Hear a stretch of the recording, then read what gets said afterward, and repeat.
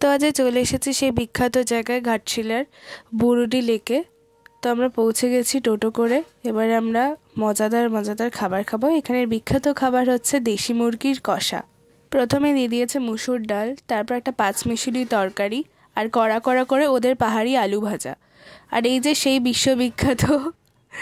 বিশ্ববিখ্যাত মানে ইউটিউবে এবং ফেসবুকে সব জায়গায় ভাইরাল দেশি মুরগির কষা, সেটা দিয়ে আমি ভালো করে খেয়ে নিয়েছি। আমি তো অনেকটা ভাত খেয়েছিলাম। ওদের ওখানে সব কিছু খাবারই অনেক সুন্দর খেতে। খেয়ে দিয়ে আমার পেট একদম ফুল হয়ে গেছিলো, তো আমি একদম নড়াচড়া করতে পারছিলাম না।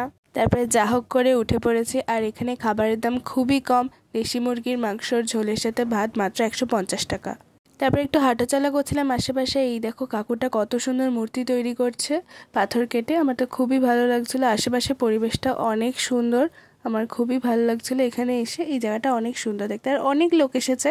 আমি তো প্রথম ভাবছিলাম কেউ হয়তো আসেইনি এখানে ঘুরতে, এই জায়গাটা হয়তো অনেকটাই অচেনা জায়গা।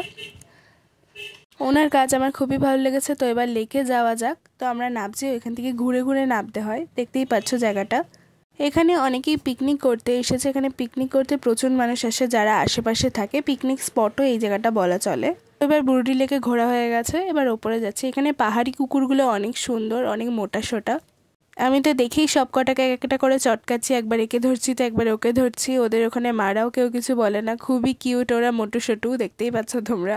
আমি তো অনেকক্ষণ আদর করছিলাম। আদর করতে করতে একজন চলে এসেছে ওকে নেওয়ার জন্য, ওকে আদর করবে বলে আমার থেকে নিয়ে। তো আমি তোকে দিয়ে দিয়েছিলাম। এই যে চলে এসেছে, তোমরা দেখতে পাচ্ছ, ওরাও তাকে আদর করবে।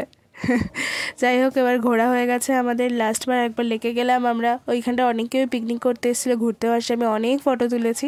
তো চলো টাটা বাই বাই, আবার দেখা হচ্ছে নেক্সট ব্লগে। Follow for more.